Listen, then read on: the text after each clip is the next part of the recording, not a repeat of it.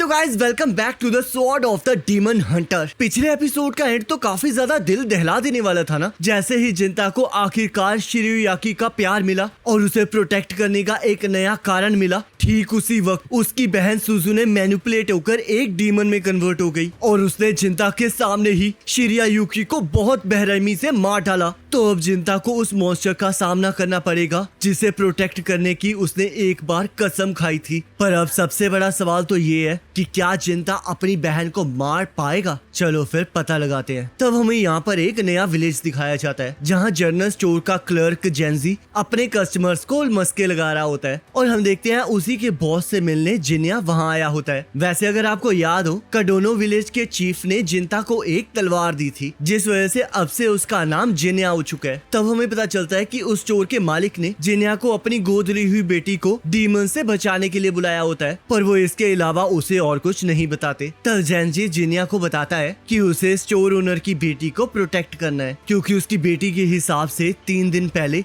अचानक से एक डीमन उसकी खिड़की के बाहर आ गया जो कि उसे उसकी बेटी को वापस देने के लिए कह रहा था, जिस वजह से स्टोर ओनर को लगता है कि शायद वो डीमन उसकी बेटी को अपनी बेटी समझ रहा है, जिस वजह से वो उसे वहाँ पर लेने आया है। और क्योंकि स्टोर ओनर अपनी बेटी से बहुत ज्यादा प्यार करते हैं तो इसलिए उन्होंने डीमन को मारने के लिए जिन्या को वहाँ पर बुलाया है। तब वहाँ पर स्टोर ओनर की बेटी नात्सु आ जाती है और वो जिन्या को एक फ्रॉड समझकर उसे वहाँ से जाने के लिए कहती है। तब जेंजी उसे समझाने लगता है कि जिन्या को उसके फादर ने खुद चुना है जिस वजह से वो लोग उस पर भरोसा कर सकते हैं, पर नात्सु इसके लिए मना कर देती है। तब रात को डीमन के डर की वजह से नात्सु बहुत ज्यादा डर चुकी होती है, जिस वजह से जेंजी उसका बॉडीगार्ड बन के उसके कमरे के बाहर बैठ जाता है क्योंकि जिन्या को तो उसने भगा दिया होता है। तब नात्सु को ये सब कुछ मजाक लग रहा होता है क्योंकि उसे पूरा विश्वास होता है कि उसकी बात को सभी लोग मजाक में ले रहे हैं, क्योंकि अगर ऐसा ना होता तो उसके फादर किसी अच्छे इंसान को उसके लिए हायर करते। तब जेंजी नात्सु को समझाता है कि वो बेकार में ही परेशान हो रही है और उसे ये एहसास दिलाता है कि उसके फादर उससे कितना प्यार करते हैं। तब नात्सु को वो डीमन सुनाई देने लगता है जिस वजह से वो जोर जोर से चीखना स्टार्ट कर देती है और तब वो डीमन जेंजी के सामने आ जाता है जो कि अपनी बेटी को वापस मांग रहा होता है। तब डर की वजह से जेंजी कुछ नहीं कर पा रहा होता, पर हम देखते हैं उस डीमन के जेंजी तक पहुंचने से पहले ही जिन्या आकर उसका हाथ ही काट देता है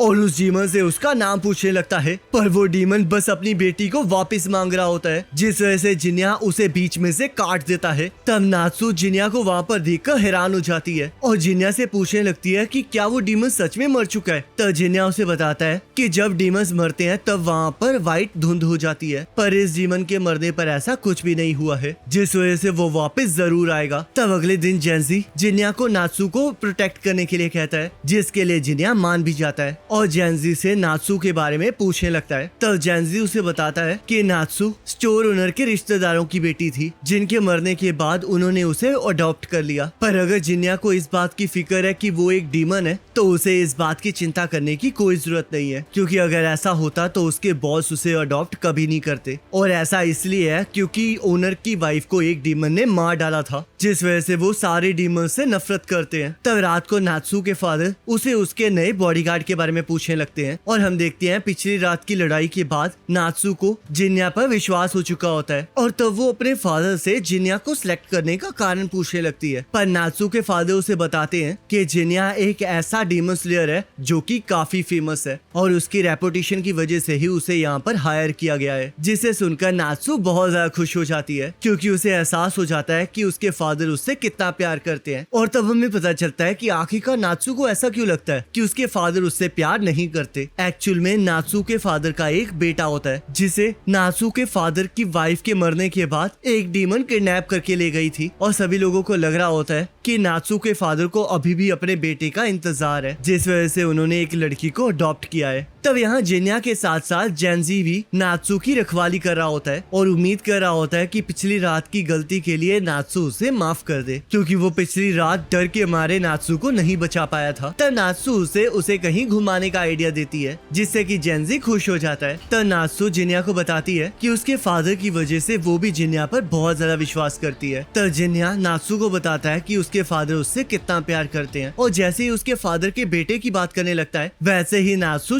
चिड़चिड़ी हो जाती है। तब नात्सु जिन्या से पूछने लगती है कि क्या ह्यूमन और डीमन के बीच एक बच्चा हो सकता है, जिसके आंसर में जिन्या हाँ कहता है, जिस वजह से नात्सु को लगने लगता है कि वो असल में उसी डीमन की बेटी है जो कि उसे हमेशा वहाँ पर लेने आता है। तब जिन्या नात्सु को बताता है कि ऐसा कुछ भी नहीं है, क्योंकि उस डीमन का जिन्या के साथ कोई लेना देना है, जिस वजह से उसे पूरा यकीन है कि उसने नात्सु को जन्म नहीं दिया है। तब जिन्या पूछने लगता है कि क्या किसी को पता है कि आखिरकार डीमंस जन्म कैसे लेते हैं। तब जेंजी कहने लगता है कि शायद वो भी ह्यूमंस की तरह पैदा होते हैं, और जिन्या कहता है कि ये बात सच है, पर डीमंस ह्यूमंस की निराशा से भी पैदा हो सकते हैं, और या फिर किसी डार्क इमोशन से भी पैदा हो सकते हैं, और जब वो इमोशंस किसी पर भारी पड़ जाते हैं तब वो एक सॉलिड फॉर्म ले लेते हैं, जिस वजह से उस सॉलिड फॉर्म वाले डीमन के अंदर कोई सेंस नहीं होती। तब हम देखते हैं वो डीमन फिर से वहाँ पर आ जाता है और जिन्या उसे मारकर उसका नाम पूछने लगता है, पर वो डीमन जिन्या को कुछ नहीं बताता है और नात्सु से पूछने लगता है कि क्या वो उस डीमन को मार डाले, क्योंकि वो डीमन नात्सु के इमोशन से पैदा हुआ है। तो इसलिए अगर वो नात्सु की बिना परमिशन के उसे मारता रहेगा तो वो बार बार वापिस आता रहेगा। तब हमें पता चलता है कि वो डीमन वहाँ पर इसलिए आया होता है क्योंकि नात्सु को लग रहा होता है कि उसके फादर अभी भी अपने बेटे का इंतजार कर रहे हैं और उस पर पूरी तरह से ध्यान नहीं दे रहे हैं। तो उनके अटेंशन को पाने के लिए उसने ये ख्वाहिश की होती है, क्योंकि उसे लग रहा होता है कि अगर कोई डीमन उस पर हमला करेगा तो उसके फादर उस पर ध्यान जरूर देंगे। तब नात्सु को लगने लगता है कि असल में असली डीमन तो वो है, जिस वजह से उसे मर जाना चाहिए। तब जेंजी उसे समझाता है कि इसमें उसकी कोई गलती नहीं है और उसके फादर उसे अपनी असली बेटी मान के प्यार करते हैं, पर वो दोनों ही एक दूसरे को ऐसा आमने सामने नहीं कह सकते। तब नात्सु को अपनी गलती का एहसास हो जाता है और वो जिन्या को उस मॉन्स्टर को मारने के लिए कहती है। तब जिन्या के उस मॉन्स्टर को मारते ही उस मॉन्स्टर के अंदर से व्हाइट फॉग निकलने लगती है, जिससे नात्सु बहुत ज्यादा रिलैक्स हो जाती है। पर हम देखते हैं थोड़े टाइम बाद वो डीमन फिर से वापस आ जाता है, पर जिन्या को इस बात का पहले से ही एहसास होता है, क्योंकि अगर वो डीमन अकेला नात्सु की फीलिंग से बना होता तो उस डीमन को तभी खत्म हो जाना चाहिए था जब नात्सु का दिल चेंज हो गया था।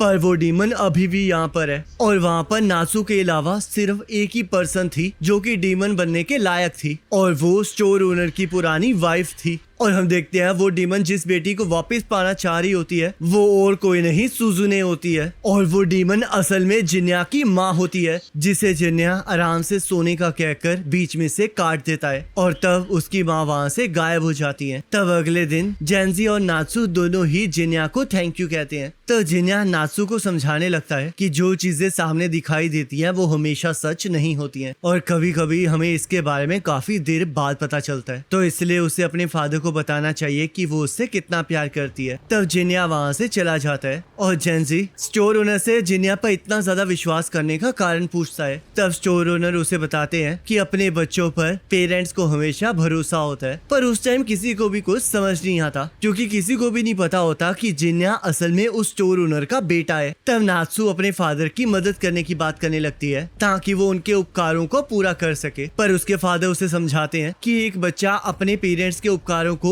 लंबी जिंदगी जीकर ही पूरा कर सकता है। और गाइस इसी के साथ ये एपिसोड कंप्लीट हो जाता है। अब आप मुझे कमेंट करके जरूर बताना कि आपको ये वाला एपिसोड कैसा लगा है। बाकी नेक्स्ट एपिसोड का लिंक आपके स्क्रीन पर आ रहा होगा, उस पर क्लिक करके अगले एपिसोड को देख